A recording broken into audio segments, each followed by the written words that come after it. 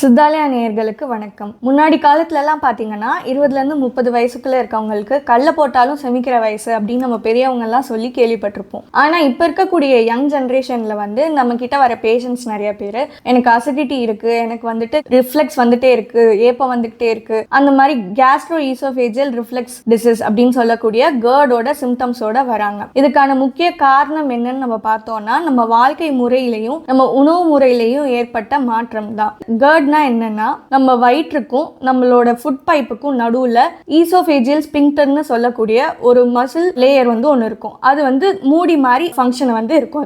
அது என்ன பண்ணும்னா நம்ம சாப்பிட்டு இப்போ உணவு உள்ள போறதுக்கு ஹெல்ப் பண்ணும். உள்ள போனோன்னா அதை மூடி வைக்கிறதுக்கு அது ஹெல்ப் பண்ணும். இப்போ இந்த மூடி லூஸ் ஆயிடுச்சு, இந்த ஈசோஃபேஜியல் ஸ்பிங்டர் லூஸ் ஆயிடுச்சுன்னா என்ன ஆகும்னா ஸ்டொமக்ல இருக்கக்கூடிய ஆசிட் கண்டென்ட்ஸ் எல்லாம் திரும்ப நம்ம ஃபுட் பைப்புக்கே பேக் ஃப்ளோ ஆகும். அதுதான் நம்ம கேஸ்ட்ரோ ஈசோஃபேஜியல் ரிஃப்ளெக்ஸ் டிசீஸ் அப்படின்றத சொல்றாங்க. இந்த கேஸ்ட்ரோ ஈசோஃபேஜியல் ரிஃப்ளெக்ஸ் டிசீஸ்ல என்ன மாதிரியான சிம்டம்ஸ் இருக்கும் அப்படின்னு பார்த்தோம்னா பொதுவா வயிற்று எரிச்சல் இருக்கும், சாப்பிட்டோன்னே ஏப்பம் அவங்களுக்கு அதிகமா பெல்ச்சிங் இருக்க மாதிரி இருக்கும், வயிறு சிலருக்கு உப்புன மாதிரி இருக்கும், ஒரு சிலருக்கு உமிழ்நீர் அதிகமா சுரக்கிறது மாதிரி எக்ஸசிவ் சலைவேஷனா இருக்கும், ஒரு சிலருக்கு திடீர்னு அதிகமா வெயிட் கெயின் ஆன மாதிரி இருக்கும், ஒரு சில பேஷண்ட்ஸ்ல பார்த்தோம்னா அவங்களுக்கு நைட்ல திடீர்னு தொண்டையில போய் ஏதோ அடைச்ச மாதிரி சோக் ஆன மாதிரி ஒரு சென்சேஷன் இருக்கும். இந்த மாதிரியான சிம்டம்ஸ்லாம் இருக்கும். இந்த கேஸ்ட்ரோ ஈசோஃபேஜியல் ரிஃப்ளெக்ஸ் டிசீஸ்ல ஈசோஃபேஜியல் ஸ்பிங்டர் லூஸ் ஆகுறதுக்கு என்னென்ன மாதிரி காரணங்கள் இருக்கலாம் அப்படின்னு பார்த்தோம்னா ஃபர்ஸ்ட்